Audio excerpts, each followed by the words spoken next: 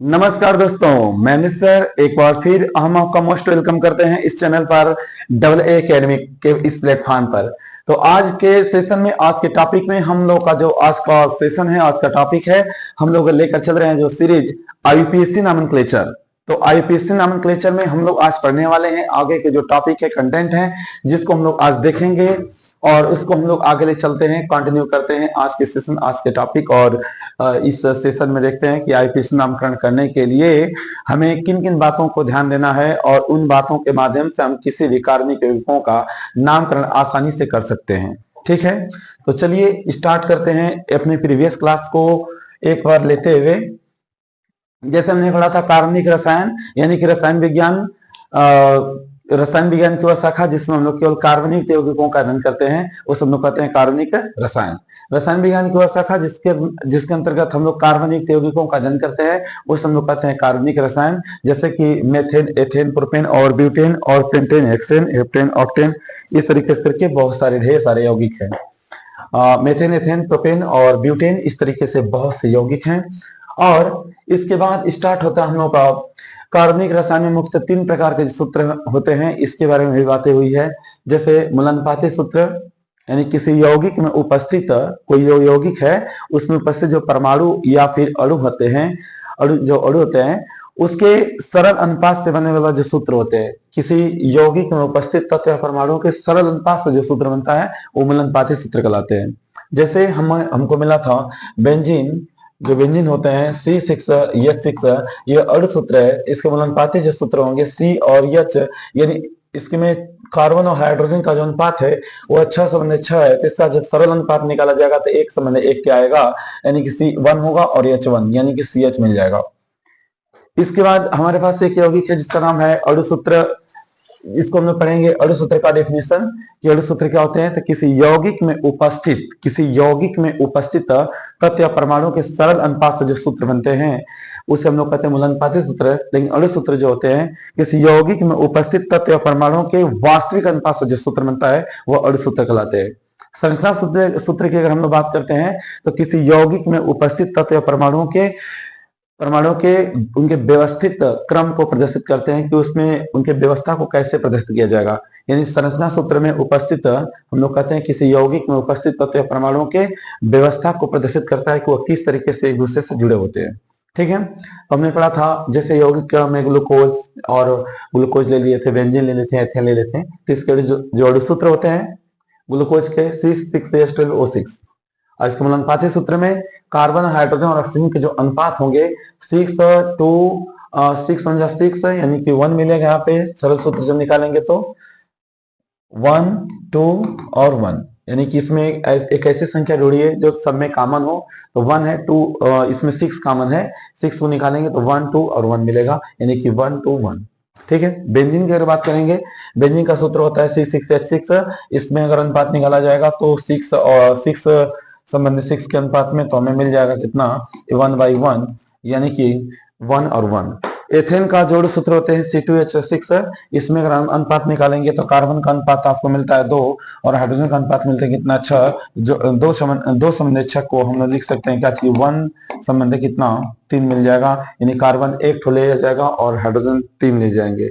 तो कह रहा है किसी यौगिक में उपस्थित तत्व या परमाणु के वास्तविक अनुपात से जो सूत्र बनते हैं उसको हम लोग कहते हैं क्या चीज, अणु सूत्र। और किसी यौगिक में उपस्थित तत्व या परमाणु के सरल अनुपात से जो सूत्र बनते हैं उसको हम लोग कहते हैं क्या चीज, मूलानुपाती सूत्र। आगे बढ़ते हैं, थोड़ा सा हम लोग संरचना सूत्र के बारे में हम लोग देख लेते हैं कि बेंजीन का जो संरचना सूत्र होता है C6H6। और C6H6 से जो सूत्र है, इसके स्ट्रक्चर को जब देखा जाता है तो इसमें 6 कार्बन होते हैं और 6 कार्बन पे 6 हाइड्रोजन, और उसके साथ में ये एक वलय के रूप में, रिंग के रूप में एकांतर क्रम में एकल और डबल बॉन्ड इसमें उपस्थित होते हैं। ठीक है, और कार्बन की संख्या के बारे में बात हुई है कि 1 कार्बन के लिए मेथ, 2 कार्बन के लिए एथ, 3 कार्बन के लिए प्रोप, फिर 4 के लिए but, pent, hex, hept, oct, non dec, undec, dodec, tridec, tetradec, pentadec, hexadec, heptadec, nonadec और इकोस, फिर 30 के लिए ट्राइकॉन, टेट्राकॉन, पेंटाकॉन। इस तरीके से हम लोग कार्बन की संख्या को देख लेते हैं। और यदि आपको कार्बनिक यौगिकों का अगर नामकरण करना है तो आपको कम से कम 10 तक के नंबर आपको याद होना चाहिए। 1 के लिए मेथ, 2 के लिए एथ और 5 के लिए पेंट, और 8 के लिए ऑक्ट, 9 के लिए नॉन, 10 के लिए डेक, इसके बाद 3 के लिए प्रोप, 4 के लिए ब्यूट और 7 के लिए हेप्ट। और इस तरीके से हम इसको अपने माइंड में मेमोराइज कर लें और आसानी से आपको याद हो जाएगा। और इसको याद होने इसकी जब जैसे हम लोग इसको याद करते हैं इस तरीके के माध्यम से, इसके माध्यम से हम कार्बनिक यौगिकों का नामकरण बहुत आसानी से कर सकते हैं। ठीक है, आगे बातें हुई थी कार्बन के बारे में कि कार्बन क्या होते हैं। तो कार्बन जो होते हैं हम आपको बता दें कार्बन क्या होते हैं। कार्बन का परमाणु क्रमांक 6 होता है, परमाणु भार 12 होते हैं। और कार्बन के जब हम लोग इलेक्ट्रॉनिक विन्यास करते हैं तो बाहरी कोश में 4 इलेक्ट्रॉन यानी संयोजी इलेक्ट्रॉन 4 मिलते हैं। कार्बन की संयोजकता 4 हो गई है। कार्बन के जो अपरूप होते हैं वो हीरा है और ग्रेफाइट है, फुलेरिन है, और इसमें शुद्ध और अशुद्ध भागों के रूप में इसको बांट दिया गया है। कार्बन पर या तो 4 एकल बंध बन सकते हैं, या तो 2 डबल बंध बन सकते हैं, या तो एक ट्रिपल बॉन्ड और एक सिंगल बॉन्ड, और एक डबल बॉन्ड 2 सिंगल बॉन्ड और 2 डबल बॉन्ड, और एक 2 सिंगल बॉन्ड और एक डबल बॉन्ड बन सकते हैं। इसके बारे में बातें पिछली वीडियो में हम लोग विस्तार से किए थे, और एक बार हम लोग बहुत फास्ट तरीके से इसको हम लोग पढ़ पा रहे हैं। ठीक है, और आगे बात हुई है, आगे बात हो चुकी है इस पर कि कार्बनिक यौगिकों का वर्गीकरण। तो कार्बनिक यौगिकों को संरचना के आधार पर निम्न वर्गों में बांटा गया है। तो कार्बनिक यौगिक जो होते हैं हम आपको बता दिए हैं कि कार्बनिक यौगिक जो होते हैं ये 2 भागों में बांटा गया है। एक खुली श्रृंखला यौगिक, एक खुली श्रृंखला यौगिक, एक बंद श्रृंखला यौगिक। एक खुली श्रृंखला यौगिक और एक कौन सा, बंद श्रृंखला यौगिक। खुली श्रृंखला यौगिक और बंद श्रृंखला यौगिक क्या होते हैं थोड़ा सा हम लोग देख लेंगे।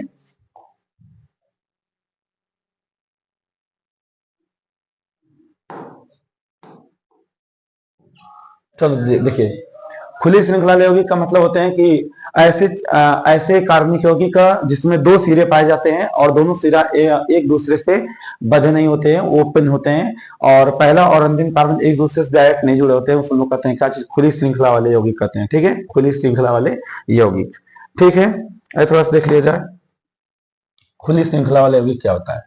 देखिए, जैसे CH3, CH2 और CH3, इसमें क्या होता है कि ऐसे कार्बनिक यौगिक जिसमें 2 सिरा पाया जा रहा है, एक सिरा इधर और एक सिरा इधर। ऐसे कार्बनिक यौगिक जिसमें 2 सिरे पाए जाते हैं और दोनों प्राथमिक और अंतिम कार्बन जो होते हैं एक दूसरे से डायरेक्ट नहीं जुड़े होते हैं, ये किसी न किसी कार्बन की श्रृंखला जुड़ते हैं। इस हम लोग क्या कहेंगे, खुली श्रृंखला वाले यौगिक। इसे बोलेंगे क्या चीज, खुली श्रृंखला वाले यौगिक है, कोई बंद नहीं है। और इसका नाम हो जाएगा 3 कार्बन के लिए प्रोप और सिंगल बॉन्ड के लिए एन, प्रोपेन हो जाएंगे। और हम कह भी कर सकते हैं कि खुली श्रृंखला यौगिक के कुछ और एग्जांपल हो सकते हैं, जैसे CH3, CH2, CH2 and CH3। तो कार्बन की संख्या टोटल नंबर है 1 2 3 4। 4 कार्बन के लिए हम ब्यूट पढ़ते हैं, और कार्बन के बीच में यदि सिंगल बॉन्ड है तो हम एन लगाएंगे, नाम हो जाएगा ब्यूटेन। नाम क्या हो जाएंगे, ब्यूटेन हो जाएंगे। आगे हम बात करेंगे कि खुली श्रृंखला यौगिक तो हो गए, और इसके प्रकार कौन कौन हैं। तो खुली श्रृंखला यौगिक जो होते हैं 2 प्रकार के हैं, एक संतृप्त यौगिक सैचुरेटेड कंपाउंड्स, और एक असंतृप्त यौगिक यानी कि अनसैचुरेटेड कंपाउंड्स। संतृप्त यौगिक के बारे में जस्ट बात हुई है आगे कि खुली श्रृंखला यौगिक क्या होते हैं, जस्ट यहाँ पर बात हुई थी। जस्ट अभी हमने एग्जांपल बताया कि ऐसे कार्बनिक यौगिक जिसमें 2 सिरे पाए जाते हैं और वे प्रथम और अंतिम एक दूसरे से जुड़े नहीं होते हैं, जैसे में ब्यूटेन और पेंटेन आप तो देख सकते हैं। आगे खुली श्रृंखला यौगिक जो होते हैं 2 प्रकार के होते हैं। पहला वाला जिसका नाम होता है संतृप्त यौगिक, असंतृप्त यौगिक जिसे हम लोग बोलते हैं इंग्लिश में सैचुरेटेड कंपाउंड्स। ऐसे कार्बनिक यौगिक जिसमें कार्बन कार्बन के बीच में एकल बॉन्ड पाए जाते हैं उस हम लोग कहते हैं संतृप्त यौगिक के नाम से हम लोग जानते हैं। ठीक है, और एक बात है कि इसमें हम लोग पेंटेन को लेकर चल रहे हैं, 5 कार्बन है। इसको हम इस तरीके से बना सकते हैं पेंटेन को कि एक कार्बन पर 3 हाइड्रोजन है, तो इसको लिखा जा सकता है CH3, और इसके बाद CH2, और हम इसको लिख सकते हैं CH2, इसको लिख सकते हैं CH2, और लास्ट में लिख सकते हैं CH3। कहीं कहीं इसको घुमा के भी बना दिया जाता है कुछ इस तरीके से। हर एक लास्ट वाले पॉइंट पर हम लोग एक कार्बन और CH3 मानते हैं, यानी कि CH3, CH2, CH2, CH2, CH2, 1 2 3 4 5, तो यहीं पर खत्म करना होगा। तो हम यही कहेंगे कि यह पेंटेन हो गया। हमेशा आखिरी वाले पर हम लोग CH3 मानते हैं। क्या मानते हैं, CH3 मानते हैं। ऐसे आखिरी वाले सिरे पर हम लोग CH3 मानते हैं, और जो बीच वाला पॉइंट है और जहां पर आकर एक कॉर्नर बन रहा है, एक कोना बन रहा है, वहां पर हम कह सकते हैं कि वहां पर CH2 माना जाएगा, वहां पर क्या माना जाएगा, CH2 माना जाएगा। ठीक है, इस तरीके से हम लोग और सारे एग्जाम्पल ले सकते हैं। जैसे हमारे पास अगर हम लोग बात कर लें कि हेक्सेन की बात करें, किसकी बात करें, हेक्सेन की बात करें, तो हेक्स का मतलब होते हैं कार्बन नंबर 6, 1 2 3 4 5 और एक और 6 ले लेंगे, 1 2 3 4 5 6 और एन लगा हुआ है, इसका मतलब कार्बन कार्बन के बीच में सिंगल बॉन्ड, यानी कि single single single single single bond लगेंगे। लास्ट में लगेंगे CH3, CH2, CH2, CH2, CH2 और CH3।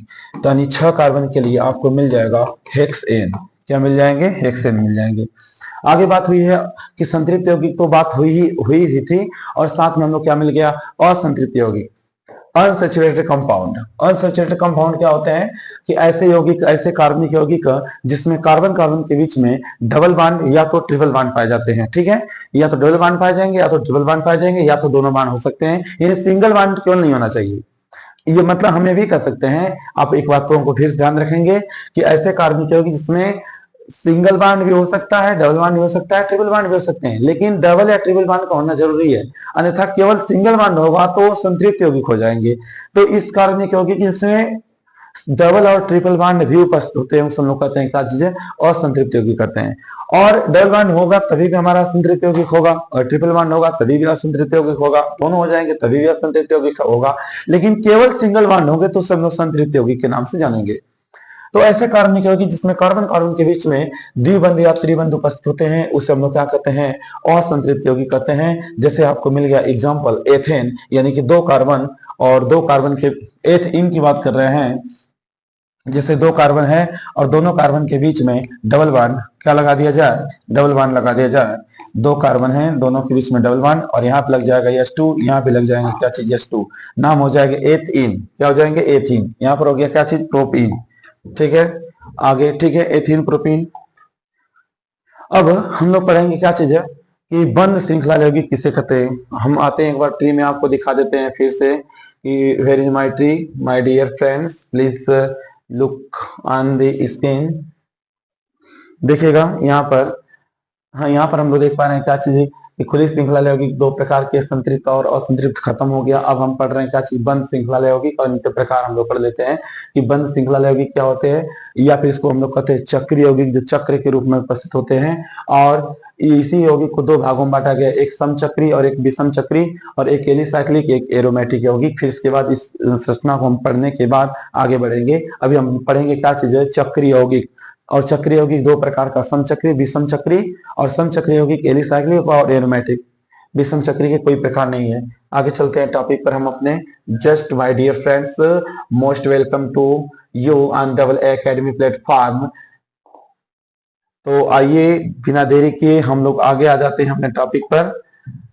आप लोगों का बहुत सपोर्ट, बहुत सहयोग है, और आप इसमें पढ़ रहे हैं कार्बनिक यौगिकों का नामकरण।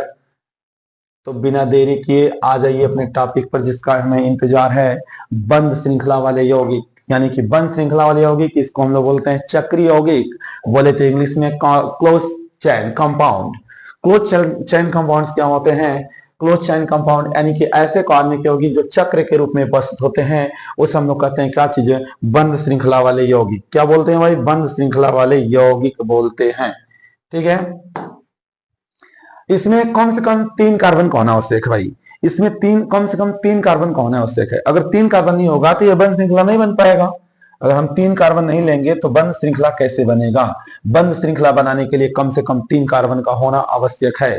यानी कि हम यहाँ पर लिख सकते हैं CH2 CH2 and next CH2, यानी कि हमें मिल गया प्रोप, और सिंगल बॉन्ड के लिए N, और हम आगे लगा देंगे साइक्लोप्रोपेन। क्या लगा देंगे, साइक्लोप्रोपेन। साइक्लो लगाना क्यों जरूरी है, क्योंकि यही तो रिप्रेजेंट करेगा, रिप्रेजेंट करेगा कि यह चक्रीय यौगिक है। कैसे है, चक्रीय यौगिक है।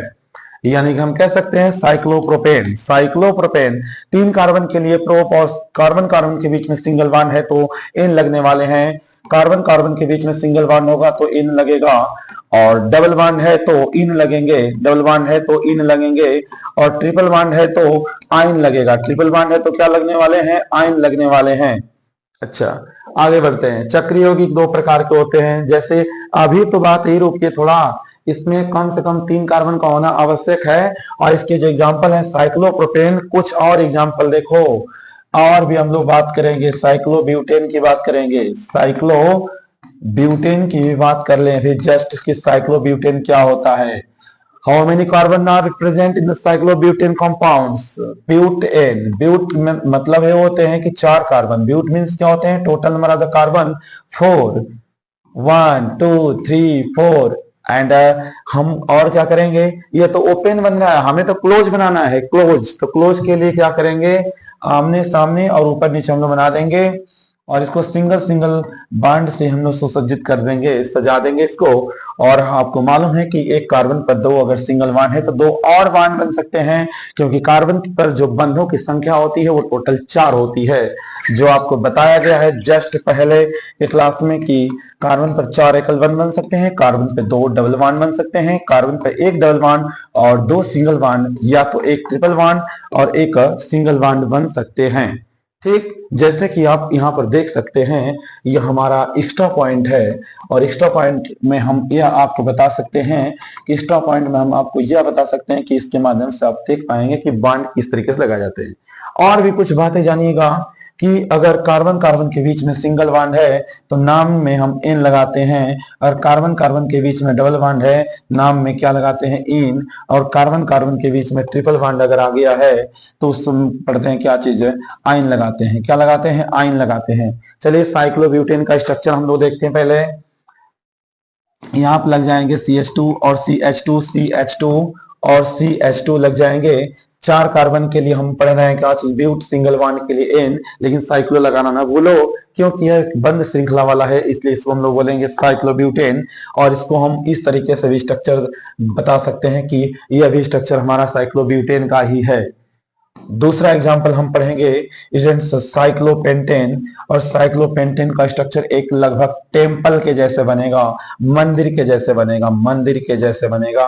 आप तो मंदिर गए हैं, मंदिर में मंदिर का जो आप शेप देखे हैं इस तरीके से बना होता है, तो आप देख पाएंगे कि हर एक कोना पे एक एक कार्बन है और एक टॉप पॉइंट भी कार्बन है, तो 5 पॉइंट के लिए 5 कार्बन होंगे, 5 के लिए पेंट हो जाएंगे, सिंगल बॉन्ड के लिए एन लग जाएंगे। पेंटेन तो हो गया, लेकिन उससे पहले हमको लिखना पड़ेगा कि साइक्लोपेंटेन, और साइक्लोपेंटेन को हम इस तरीके से बना सकते हैं 1 2 3 4 5 और सिंगल बॉन्ड देकर इस कार्बन की वैलेंसी को पूरा कर लिया जाए CH2 के माध्यम से, इसके माध्यम से, CH2 के माध्यम से। हेक्सेन, और चलिए एक हेक्सेन की बात हम लोग कर लेते हैं, यहाँ भी जस्ट एक हेक्सेन की बात कर लिया जाए। हेक्सेन का मतलब है साइक्लोहेक्सेन की बात कर रहे हैं कि अगर हमें साइक्लोहेक्सेन बनाना होगा तो कैसे बनेंगे, 1 2 3 4 5 6 single bond single bond single single और सिंगल सिंगल बॉन्ड देंगे।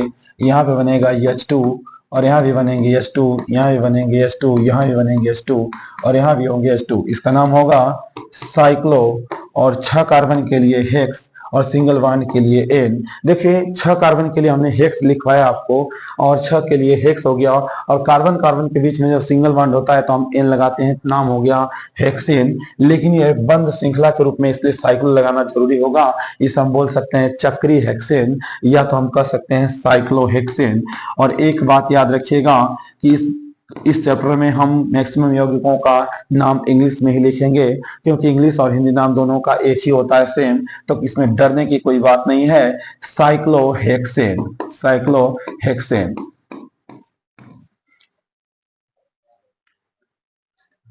आगे फिर हम लोग आते हैं एक कि जो हमारा बंद श्रृंखला यौगिक होते हैं, जो चक्री यौगिक होते हैं, 2 प्रकार के होते हैं, एक समचक्री और एक विषम चक्री। तो अभी हम लोग पढ़ रहे थे क्या चीजें, बंद श्रृंखला ही यौगिक केवल पढ़ रहे थे। बंद श्रृंखला यौगिक जो होते हैं इसके बारे में भी हम लोग पढ़ रहे हैं कि बंद श्रृंखला यौगिक वे यौगिक जो चक्र के रूप में उपस्थित होते हैं, जिसमें कोई सिरा नहीं पाया जाता है, सभी एक दूसरे से क्या होते हैं, जुड़ जाते हैं, उस हम लोग क्या कहते हैं, बंद श्रृंखला यौगिक। जैसे साइक्लोप्रोपेन, साइक्लोब्यूटेन, साइक्लोपेंटेन और साइक्लोहेक्सेन। ये क्या होते हैं, एक ऐसे कार्बनिक यौगिक होते हैं जो बंद श्रृंखला के रूप में उपस्थित होते हैं, इसमें कोई सिरा नहीं पाया जाता है, सभी सिरा एक दूसरे से क्या होते हैं, जुड़े होते हैं, सभी सिरे एक दूसरे से क्या होते हैं, जुड़े होते हैं। और सभी स्त्रियां एक दूसरे से जुड़कर एक बंध श्रृंखला क्या करते हैं, निर्माण करते हैं। अब चक्रीय यौगिक जो होते हैं ये दो प्रकार के होते हैं, एक समचक्री और एक विषम चक्री। तो सबसे पहले हम लोग पढ़ते हैं समचक्री यानी कि होमोसाइक्लिक कंपाउंड्स।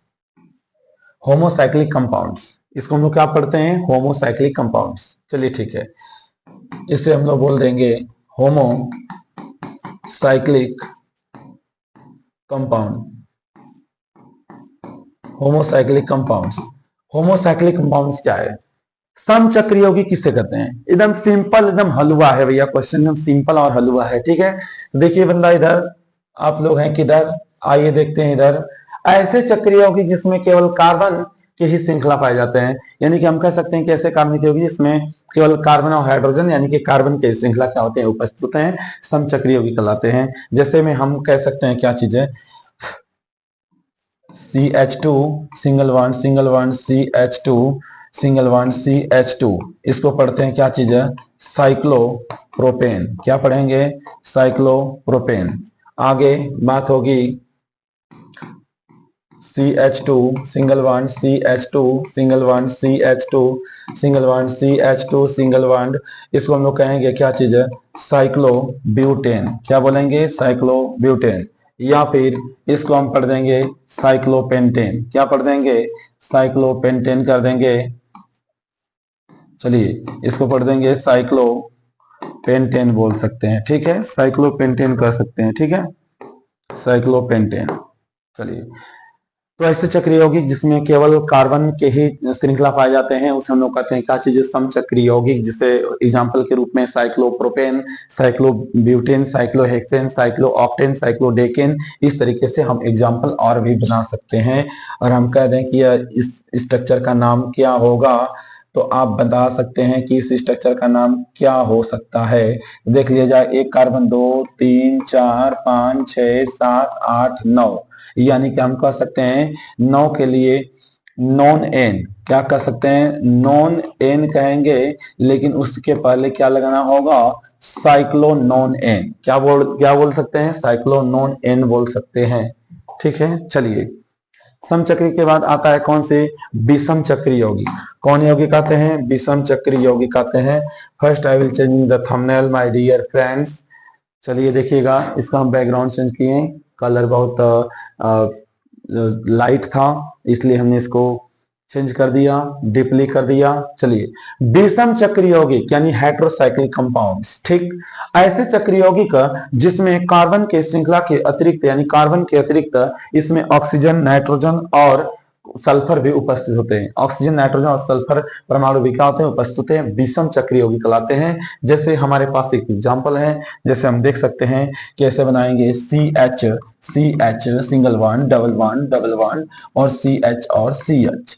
इस तरीके से आपको बना लेना है। किस तरीके से, आपको CH और CH, फिर CH और CH, single one double double single single, फिर एक बार CH और CH single one double one CH CH single single. एक पर लगाना है यस, एक पर लगाना है ओ, एक पर लगाना है यन, यानी SON, सन। सन मतलब बेटा, सन मतलब क्या होते हैं, बेटा।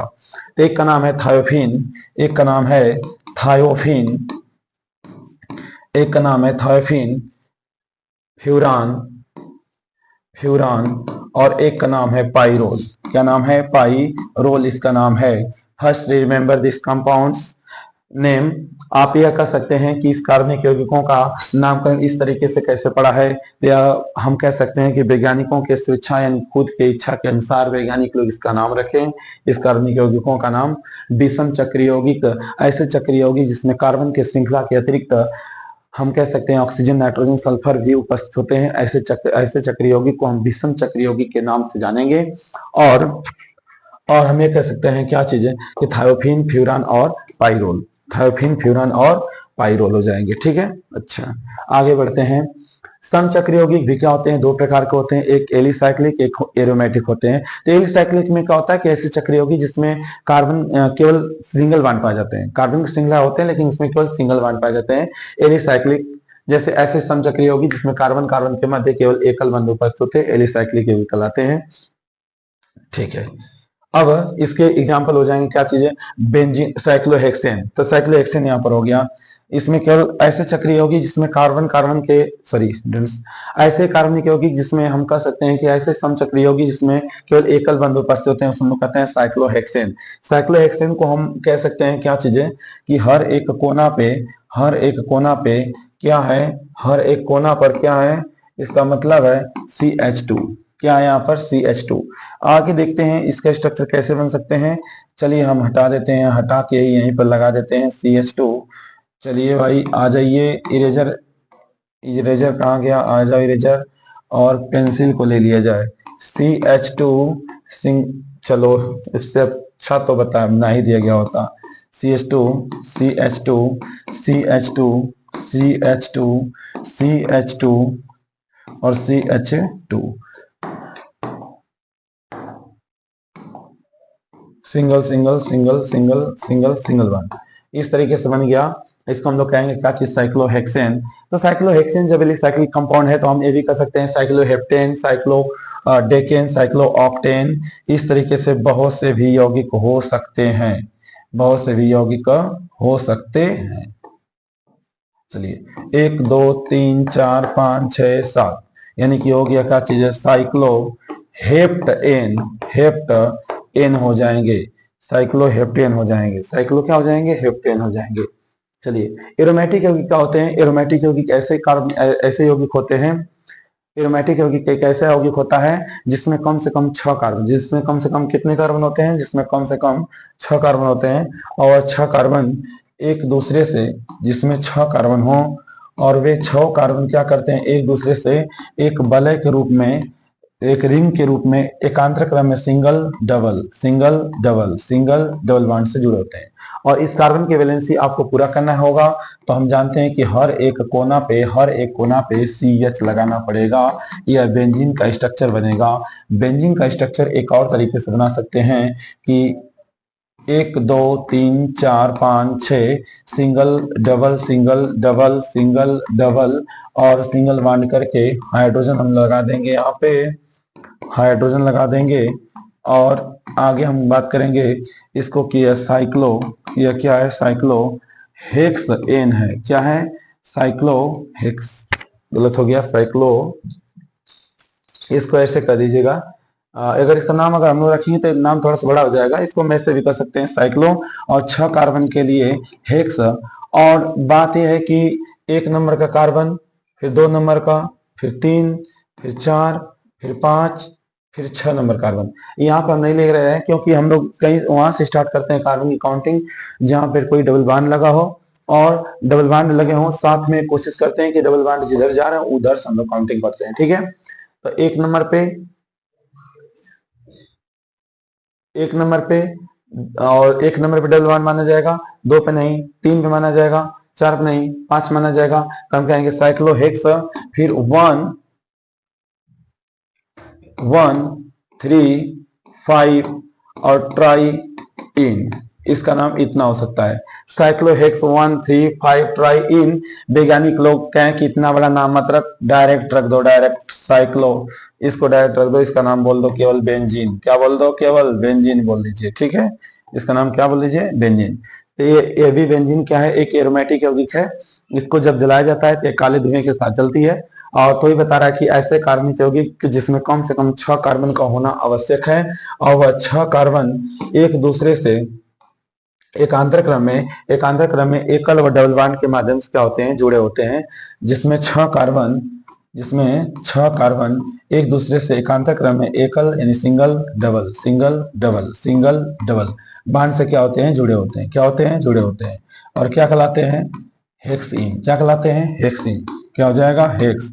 और आप इसका नाम देंगे बेंजीन, और या तो आप इसको कह सकते हैं हेक्स कामा 1 2 3 ट्राई इन, ठीक।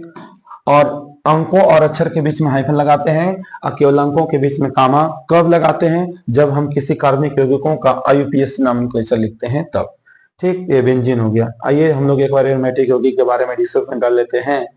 ऐसे समचक्रीय यौगिक ऐसे समचक्रीय यौगिक जिसमें कम से कम 6 कार्बन उपस्थित होते हैं और 6 जो कार्बन होते हैं एक रिंग या वलय के रूप में उपस्थित होते हैं और वे एक दूसरे से एकांतर क्रम में एकल और डबल बॉन्ड से जुड़े होते हैं और एरोमेटिक यौगिक को जलाने पर यह काले धुएं के साथ जलते हैं।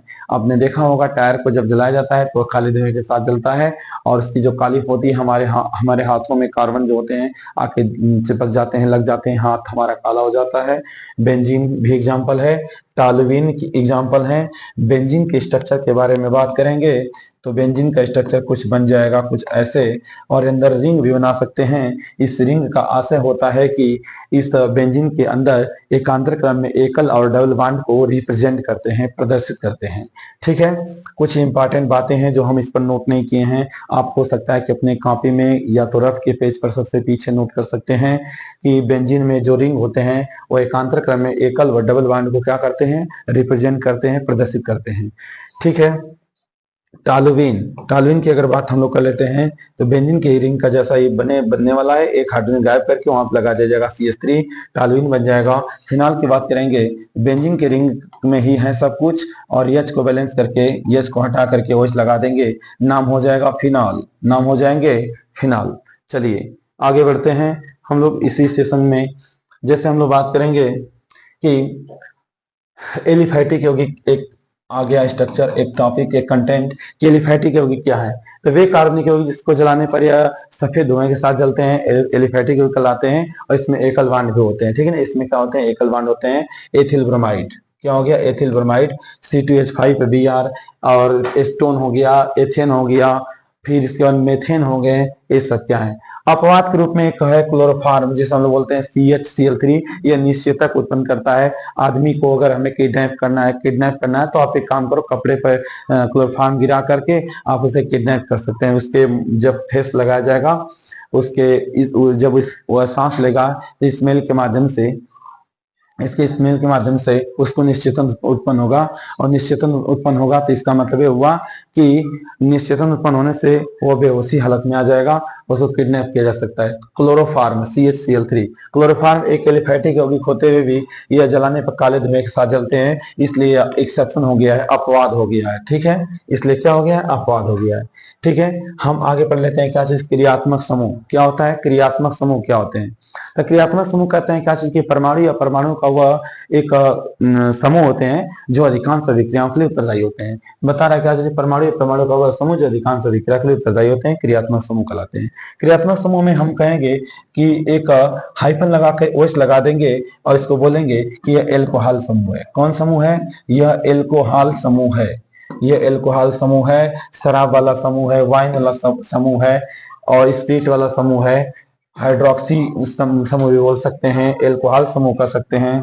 चलिए आगे COOH जिसका नाम है सबसे वरिष्ठ, अपने ग्रुप में सबसे वरिष्ठ क्रियात्मक समूह जो होता है कार्बोक्सिलिक समूह, इसको हम बोलेंगे क्या चीज, कार्बोक्सिलिक समूह बोलेंगे। और यह हमारे कार्बनिक यौगिकों के श्रृंखला में सबसे वरिष्ठ क्रियात्मक समूह होता है, सबसे महत्वपूर्ण समूह होते हैं, पहला नंबर का। ठीक है, हम कह सकते हैं कि इसका हमेशा अनुलग्न का ही, हम लोग आईपीएस नॉमेनक्लेचर जब करते हैं तो इसका हमेशा अनुलग्न का ही प्रयोग किया जाता है। आगे हम बात करेंगे सल्फोनिक समूह SO3H, इसको बोलेंगे सल्फोनिक समूह।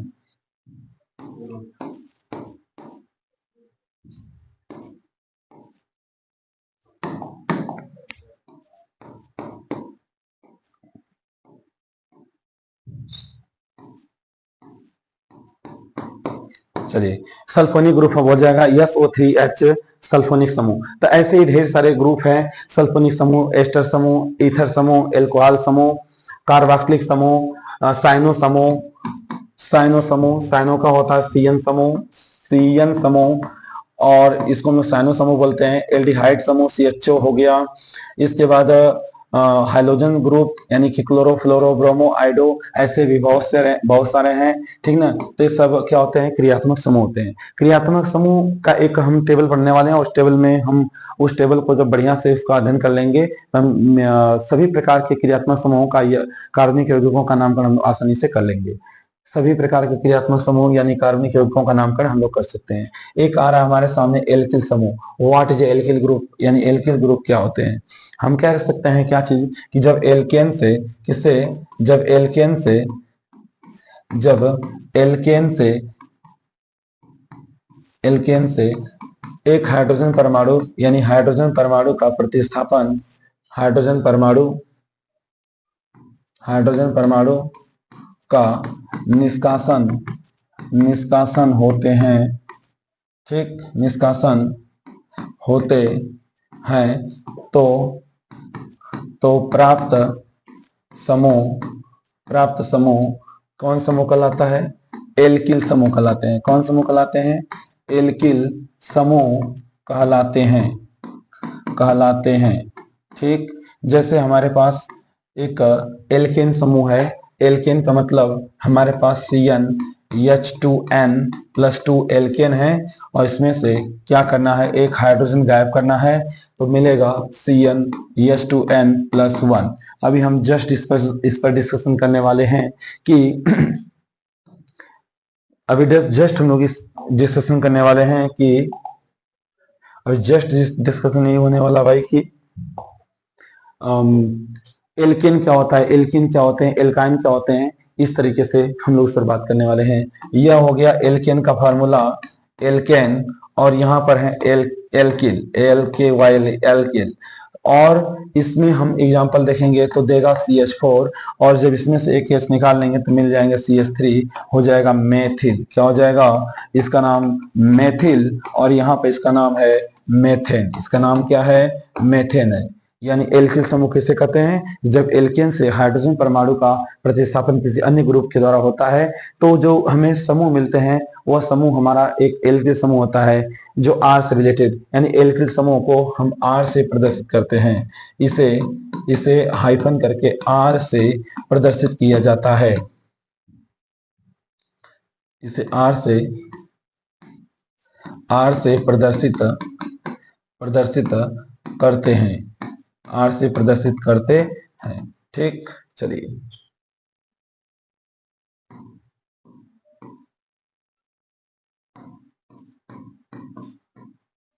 आर से प्रदर्शित करते हैं। और एल्किल समूह को हम कह सकते हैं, एल्किल समूह का सामान्य सूत्र, एल्किल समूह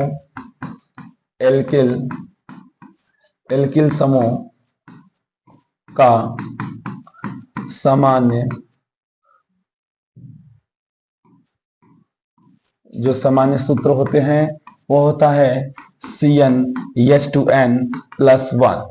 यानी इसका जो एग्जाम्पल होता है, अगर हम n बराबर 1 रख दें तो हमें मिल जाएगा एक यौगिक CH3। Because put the value of small n is equal to 1, then I will get the value CH3। n के स्थान पर जब 1 रखेंगे तो C1 और यहाँ पर 1 रखेंगे 2 × 2 तो 213 यानी CH3। इसको पढ़ेंगे क्या चीज है? मेथो, सिंगल बॉन्ड के लिए N, नाम हो जाएगा मेथेन। और यहाँ पर मिलेंगे CH, जब N के स्थान पर हम जब 2 रखेंगे तो हो जाएगा C2H7। 2 × 4 यहाँ पर हो जाएगा 2 और 2 × 4 15 हो जाएगा। यहाँ पर मिस्टेक हो गया, अब फिर सही हो गया। चलिए ठीक है, C2H5 इसका नाम हो जाएगा एथिल, मेथिल, और यहाँ पर हो जाएंगे एथिल। क्या हो जाएंगे? मेथिल और एथिल। आगे फिर बात होगा, यहाँ पर जब 3 लेंगे और 3 × 6 17, यहाँ पर हो जाएंगे 7। इसको हम लोग कहेंगे क्या चीज है? 3 कार्बन के लिए प्रोप और इल, नाम हो जाएगा प्रोपिल, क्योंकि एल्किल ग्रुप है, नाम के अंत में हमेशा इल लग रहा है। ठीक है, एल्किल। चलिए आगे थोड़ा सा बात कर लें। अगर 4 रखेंगे तो C4 हो जाएगा और इसके दो, जैसे इसमें हाइड्रोजन संख्या जो होते हैं कार्बन के दुगना से एक अधिक होते हैं तो C4 और H के जो नंबर होंगे, total number of the hydrogen ion या हाइड्रोजन एटम 4 × 2 = 8 19 सिंगल बॉन्ड। इसको हम बोल सकते हैं ब्यूटिल, नाम हो जाएगा ब्यूटिल। इसी क्रम में 5 × 2 = 10 111 और इसका नाम हो जाएगा पेंटिल, नाम हो जाएंगे पेंटिल। इस तरीके से क्रम में आगे भी बहुत सारे ढेर सारे ग्रुप हैं। इसको अगर हम लोग रिकॉग्नाइज करते हैं, पहचान करते हैं तो हमको मिल जाएगा जैसे ROH। हमारे पास एक ऐसा ग्रुप है जिसमें R को हम कहेंगे एल्किल ग्रुप, क्या बोलेंगे? एल्किल ग्रुप बोलेंगे, और OH को बोलेंगे हाइड्रोक्सी यानी कि एल्कोहल ग्रुप बोलेंगे। क्या बोलेंगे? एल्कोहल ग्रुप बोलेंगे। ठीक, एल्कोहल ग्रुप। और इसको बोलेंगे क्या चीज, एल्किल ग्रुप बोलेंगे। इसको क्या बोलेंगे, एल्किल ग्रुप बोलेंगे। ठीक, और इसको इंग्लिश में भी लिख सकते हैं, हिंदी में लिख सकते हैं, कोई दिक्कत नहीं है, कोई दिक्कत नहीं है। आप हिंदी में लिखो, इंग्लिश में लिखो, कोई दिक्कत नहीं है। ठीक, आगे आते हैं एल्केन। आगे आते हैं क्या चीज, एल्केन। और एल्केन, एल्किन, एल्काइन के बारे में हम लोग जानेंगे। तो एक बार देख लेते हैं। तो हम यही आपसे एक बार कहना चाहेंगे कि एल्केन, एल्किन और एल्काइन को हम लोग एक नेक्स्ट सेशन में देखेंगे। हमारी वीडियो लॉन्ग हो जाएगी, तो फिर हम लोग मिलते हैं नेक्स्ट सेशन में। तब तक के लिए दीजिए हमें अनुमति।